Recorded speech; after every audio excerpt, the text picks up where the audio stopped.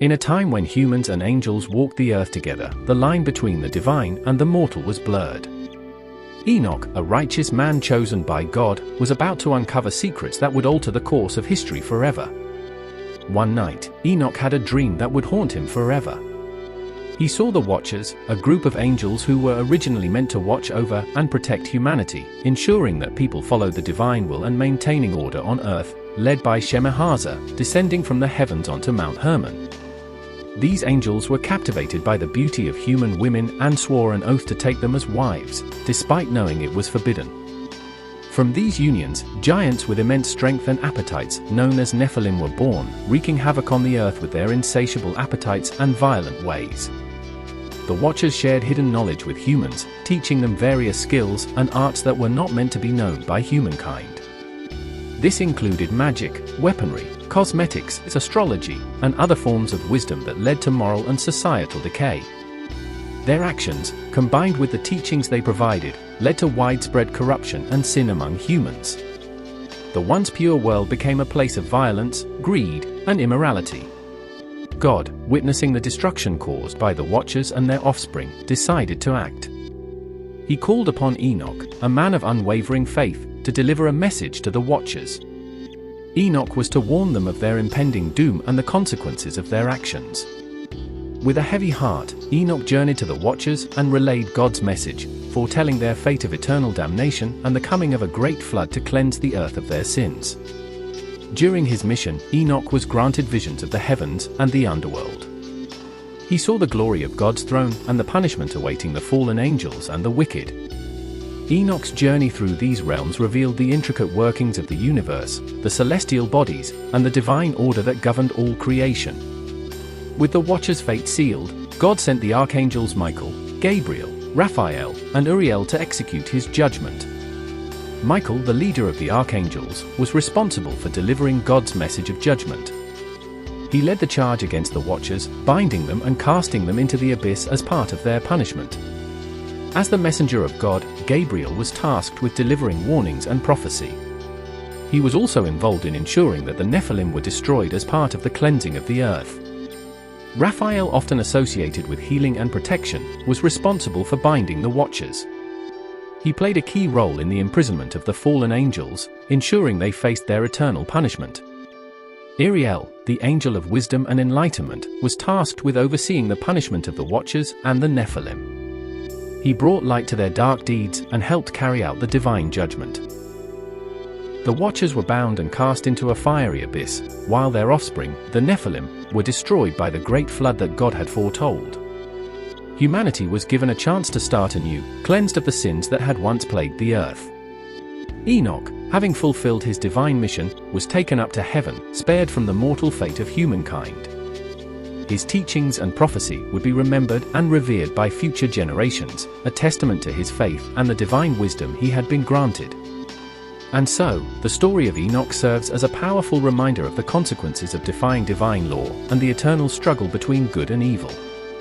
Now let's talk about common questions about the Watchers and Nephilims. Were the Watchers spirits? Yes, the Watchers were indeed spirits, specifically a group of angels. They were divine beings created by God and given the responsibility to watch over and protect humanity. Their ethereal nature allowed them to descend from heaven to earth. However, their spiritual nature did not prevent them from engaging in physical actions, such as taking human wives and teaching forbidden knowledge. Their story underscores the complexities of divine beings interacting with the mortal realm and highlights the potential consequences when these interactions stray from their intended purpose. The Watcher's tale serves as a powerful reminder of the delicate balance between the spiritual and the earthly realms. How did the Watchers adapt human bodies? The Book of Enoch doesn't go into detailed specifics about the process by which the Watchers adapted human bodies, but it does describe their transformation in a way that suggests they were able to take on human form. Here's a broad outline of how this transformation is usually understood. The Watchers, being spiritual beings, had the ability to change their appearance. They chose to take on human forms to engage with humans in a more direct and physical manner. Their desire to be with human women led them to take on these human forms. This transformation allowed them to physically interact and marry the women they found attractive, leading to the birth of the Nephilim. Despite their human appearance, the Watchers retained their angelic powers and knowledge. This is how they were able to teach humans various skills and forbidden knowledge.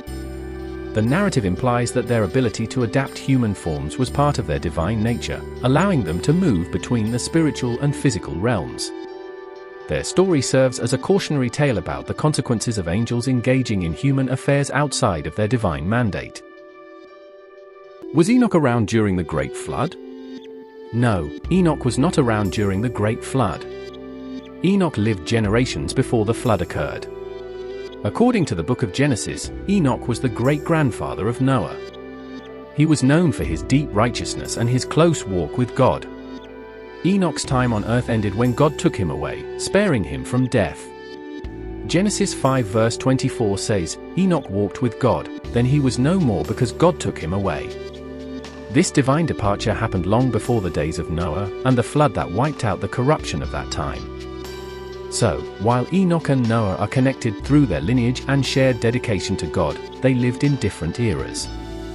Enoch's legacy continued to influence his descendants, including Noah, who played a pivotal role in the story of the Great Flood.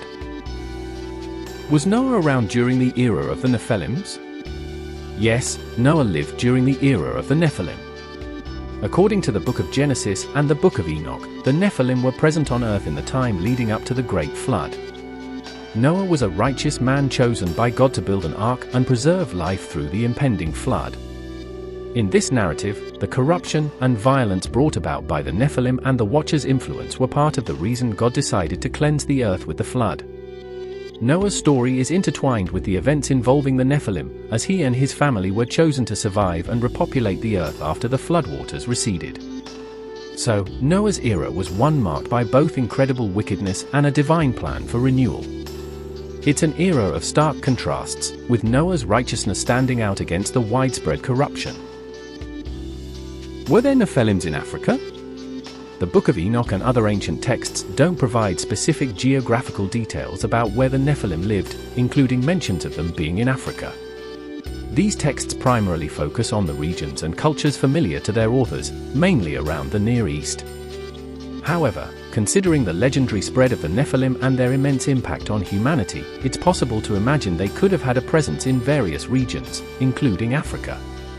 Their story is more symbolic than geographical, representing the widespread influence of divine beings and the consequences of their actions on human societies.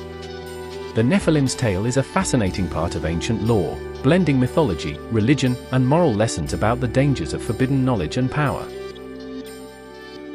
What happened to the bodies of the Nephilims after the flood? The text of the Book of Enoch and the Bible doesn't provide specific details about what happened to the bodies of the Nephilim after the flood. However, the general implication is that the Great Flood was so thorough and devastating that it wiped out all living beings on Earth, including the Nephilim. Given that the floodwaters covered the entire Earth, the bodies of the Nephilim, like other creatures, would have been submerged and ultimately buried under the layers of sediment and water. Over time, their remains would have decayed and been absorbed back into the Earth. The Nephilim story serves as a powerful reminder of the consequences of moral and spiritual corruption, and their ultimate fate underscores the thoroughness of God's judgment in cleansing the world of its wickedness. Their destruction by the flood symbolizes a complete reset, allowing humanity to start anew on a path of righteousness. Did the Nephilims have spirit and soul? The Nephilim, being half human and half divine, present an interesting case in terms of having a spirit and soul. Here's a breakdown based on the ancient texts. The Nephilim were born from the union of the Watchers and human women. Their divine parentage suggests they had some form of spiritual nature due to their angelic heritage. Being part human, they would have had a soul, as humans are traditionally believed to possess both body and soul. This dual heritage gave them unique abilities and immense power. Their existence was marked by great violence and moral corruption. This suggests that while they had a spirit and soul, these aspects were deeply tainted by their actions and the forbidden knowledge they inherited from the Watchers.